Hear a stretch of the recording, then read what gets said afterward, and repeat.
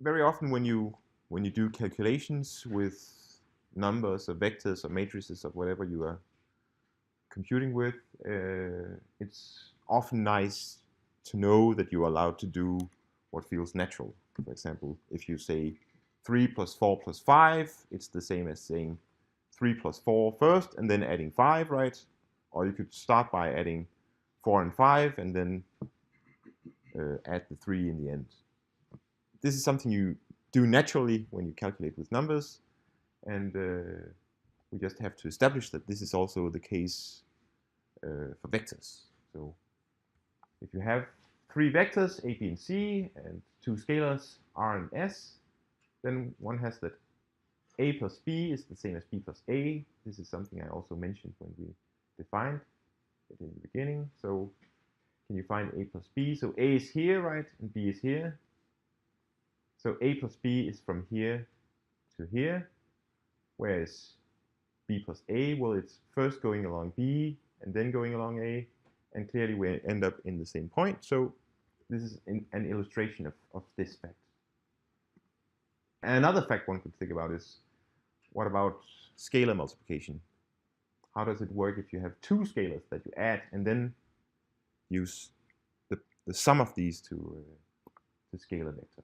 Well, it's the same as first scaling a by the first scalar and then scaling by the other scalar and then adding the things up.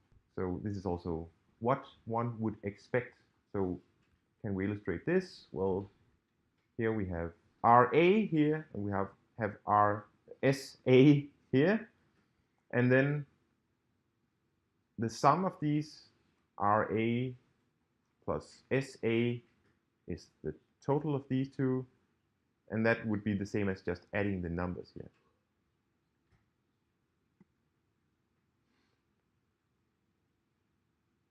And then scaling.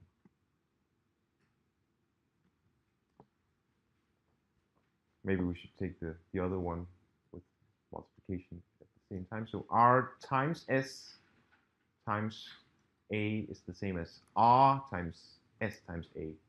So it doesn't matter whether you first multiply two scalars and then make scalar multiplications, or you start out by scaling the vector with one scalar and then scaling with the other. And this is illustrated here. So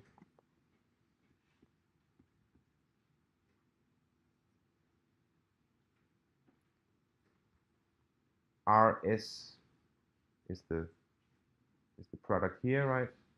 And that would be the same as taking SA, which is this vector down here, and then scaling it by this S here. Then we have another identity with addition. So if we have three vectors, we have only defined what it means for two vectors to be added to each other, right? But if we have three vectors, we can either add b and c first and then add the a, or we can add a and b and then add the c, right?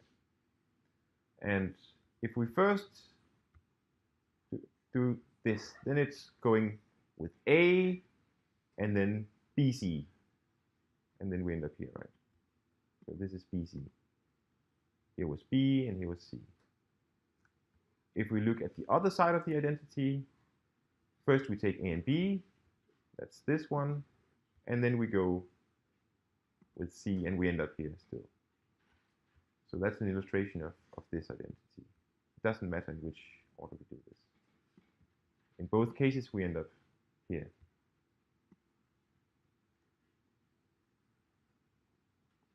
I mean, you can change the vectors like this, and the identities are still true. Then you can say, what happens if you combine vector addition with scalar multiplication? And what you get is what you would hope for, I guess. If you take a and b and add them and then scale, that's what you see here. First you take a and b and add them, then you end up here, right? And then you scale by this blue scaling here. Then you end up with this vector here. If you first scale a and then scale b with r, you get this and you get this, and clearly you end up in the same place as where you ended up with this. So that's an illustration of this identity. This means that you can do everything as you would think you could do. And on top of that, it means that you don't have to put the parenthesis either here or here, right? Because it doesn't matter if I write A plus B plus C, whether I should think of this as first adding the first two and then adding the last, or the other way around. And it's also independent of interpretation, whether you think of RSA as first R times S, then times A, or you think of it as S times A, everything times R.